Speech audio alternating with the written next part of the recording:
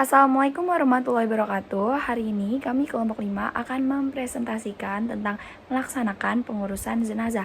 Tapi sebelum itu kami akan memperkenalkan kelompok kami terlebih dahulu. Yang pertama itu ada Muhammad Haikal absen 20, lalu ada Nabila Khairunisa absen 22, lalu ada Nabil Huda absen 23, saya sendiri Rahma Sayyid Talita absen 27, Rizky Dharma absen 29, dan Salwa Alia absen 30.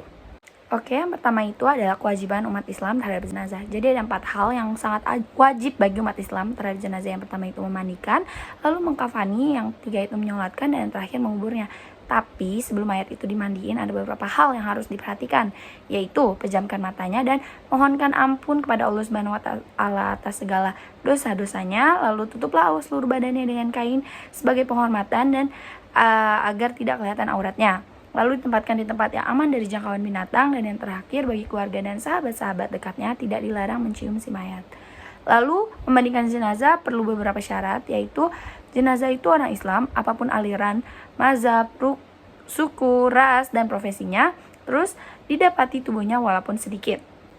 Yang berhak memandikan jenazah adalah 1. Apabila jenazah itu laki-laki yang memandikannya, hendaklah laki-laki pula. Perempuan tidak boleh memandikan jenazah laki-laki kecuali istri dan mahramnya. 2. Apabila jenazah itu perempuan, hendaklah dimandikan oleh perempuan pula.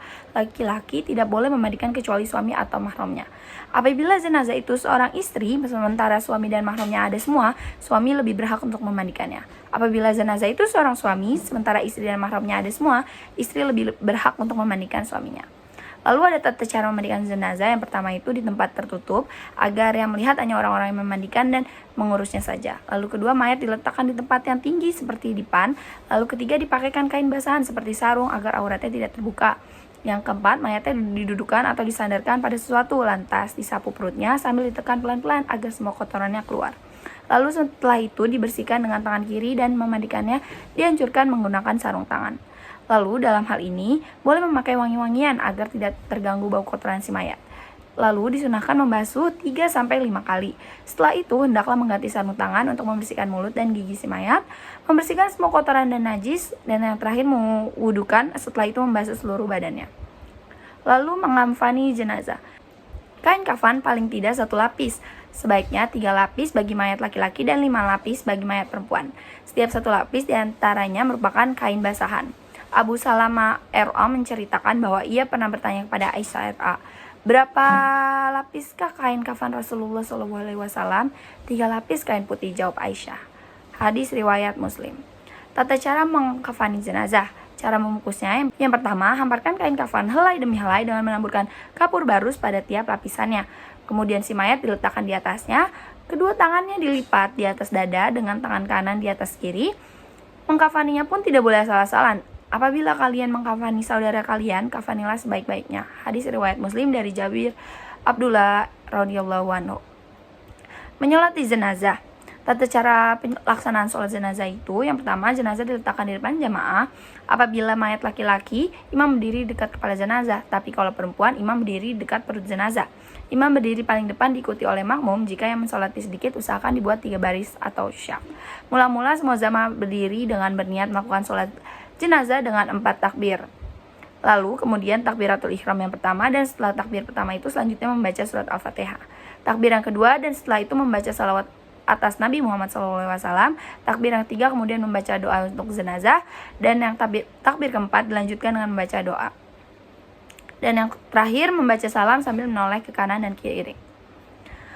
Lalu ada mengubur jenazah. Perihal mengubur jenazah ada beberapa hal yang harus diperhatikan. Yang pertama, Rasulullah SAW menganjurkan agar jenazah segera dikuburkan. Yang kedua, sebaiknya mengubur jenazah pada siang hari. Yang ketiga, anjuran meluaskan lubang kubur. Yang keempat, boleh menguburkan 2-3 jenazah dalam 1 liang kubur.